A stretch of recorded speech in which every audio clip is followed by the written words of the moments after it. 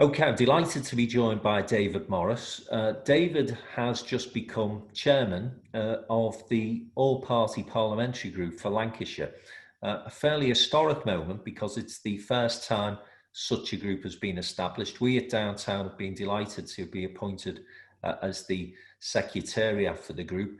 David, first of all, congratulations on the new post. Thank you, Frank.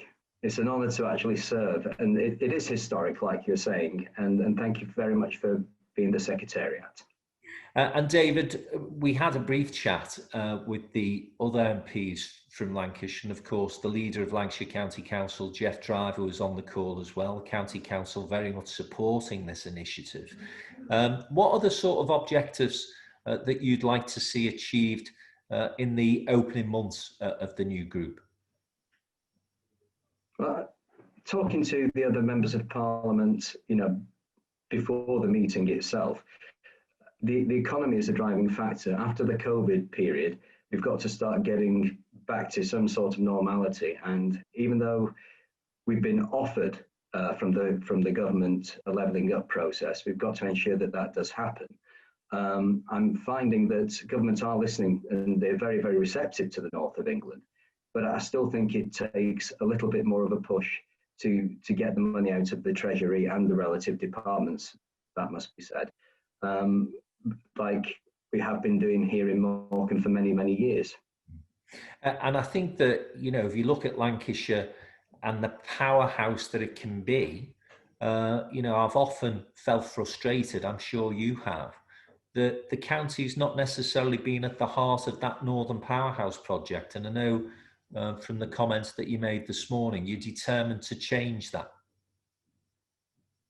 I am. I think what's happened in the past is that even though the members of Parliament of any political party in the north of England have been conversing on a regular basis in Parliament, there's not been such a joined up thinking across the whole tiers of government. This morning, for instance, very good news for myself, the LEP have awarded Eden 1.2 million. That shows that there is an investment ethos in the north of England, and it's coming from our homegrown sources. That has been text through to the Chancellor just as we was having our initial meeting, because it's hot off the press, this kind of news.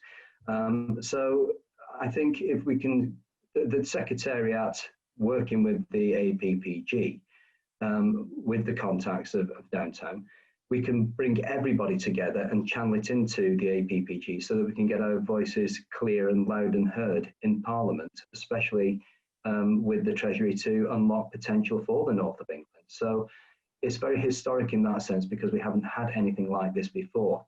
And my personal aim is to make sure that Lancashire gets its fair share of funding, and it better, more than its fair share of funding. And I know that, we put politics aside in Parliament on a regular basis. Anybody that's not very political watching this thinks that we always fall out amongst one another on the benches. We don't. We actually work together a lot. And, I think that ethos should be honed to a point where we can get more and more sort of cooperation between all parties and, focus that attention directly where it should be, which is to drive up economic prosperity of the area, the housing agenda of the north of England, and the health issues that we're certainly facing in some areas of our county. So, I think that there's an old saying, two heads are better than one. In this case, we've got many heads, not just from Parliament, but from outside of Parliament and from all of the authoritative bodies all putting in together. It's not just a talking shop, it's a very good platform to push forward towards the government for what we need to get out of them. Absolutely, David. And you've mentioned the Eden project. I think the other good news that came from government announcements recently was the additional money that's going to be spent on defence, because of course we're quite good at making things in Lancashire, aren't we? We are. We're very good at making things. I mean, we've got the submarines in Barrow, and we've got the planes in Wharton and Salisbury. We develop aircraft that is world beating. Everybody wants to buy them. the technology is far in advance of anything that, you know, even the Americans are actually producing. The Americans are actually wanting to biotechnology and have been doing since the 1950s. So, you know, I mean, just off the top of my head, a classic example was the TSR-2 project at Wharton. We built 2 planes. The technology that was in the 1960s when I was born, a baby. That technology was actually utilized in planes in the 1980s and into the 90s, which, you know, we were literally 3 decades ahead of everybody else, and those engines were used in the Concorde. And, you know, no other country bar Russia has ever had any supersonic transport on a commercial basis. So I do think that it's not just a sign of what we can produce, but also the technological levels that we can produce. We've got the finest universities. We've got 2 of them, 3 of them based in our area. You know, I hope I've not offended anyone by missing out a 4th, but the point I'm trying to make here is that education is very, very big business in the north of England, and it's producing some of the finest talent all across the board, whether that be in the arts or technology, and the ideas that are coming out of those universities are fantastic. And final project that I wanted to just touch base with you on today, because I'm sure it will exercise many discussions in the APPG over the coming months, is Lancashire's bid for City of Culture. And again, I think what that demonstrates, David, as with the APPG, as with the Local Enterprise Partnership in its activity recently, but that culture bid, again, has brought the county together. And it's so important that we have a united Lancashire when we're fighting, let's face it, and competing for resources with other big regions and conurbations. Speaking with one voice and with clarity is something that I think is crucial for Lancashire. And that culture bid allows us to really rally round a particular project and demonstrate the usefulness of, as I say, that collaboration and cooperation.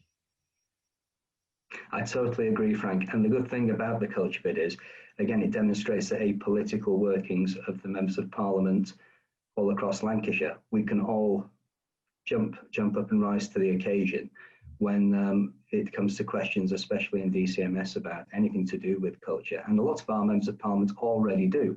But in this particular case, we can all focus on one particular project, and it is right that we put our bid forward, and it's right that we should be fighting to win that particular bid, because at the end of the day we have produced our world-beating, you know, who can ever say that we've never produced anything that is cultural? The Beatles just come straight to mind, you know. And we're producing all kinds of, I know as a former musician, fantastic musicians, fantastic bands that come out of the north of England. You know, the list is endless.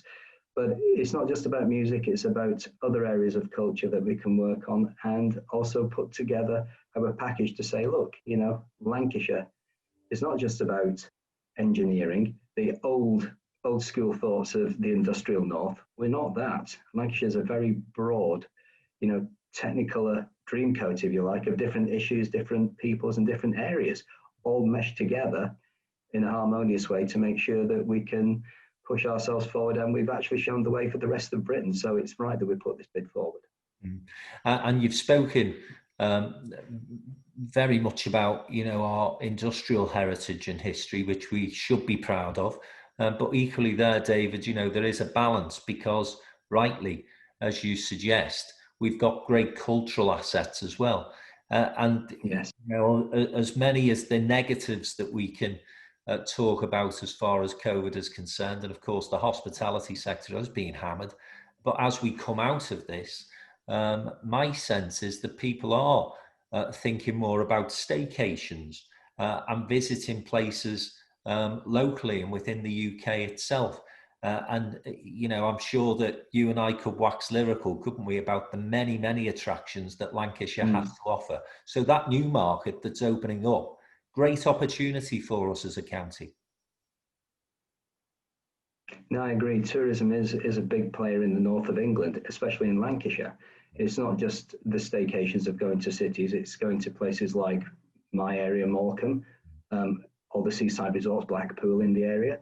You know, we've got beautiful countryside all around us, going all the way into the Yorkshire borders and into the Peak and the Lake District. So we really do have, we're blessed. We really are blessed, and we really do have a lot to offer. And it's highlighting that and making sure that people keep coming back, and it bolsters the hospitality sector, because it is very sad that the hospitality sector has taken a hit, but it's a people industry. Speaking from the former industry that I was from, you know, I often wonder how my colleagues are making a living during the COVID period, especially when they're being locked down every 5 minutes and reopened every 5 minutes. But sadly, we all know it's about saving people's lives. There's no answer to any of this. And, you know, these tier structures and lockdown structures aren't ideal, but it's necessary in saving people's lives. And once we can get back to normal, hopefully with the various vaccines that are coming out through the NHS, we'll have a bolstering period in the north of England in our hospitality sector. David, on that very positive note, let's draw today's conversation to a close, because I know that you and I are going to be talking to each other often in the coming months. We're hoping that the next APPG meeting will be live, so that we can actually get together in person, and we'll be working up an action plan, keeping the business community and the wider community informed of our plans for the future. But as I say, listen, to end, thank you for all your help and assistance in putting that group together. And congratulations once again in becoming chair. Thank you, Frank, and thanks very much for everything that Downtown's doing for us. We really do appreciate it. Thank you. Thank you.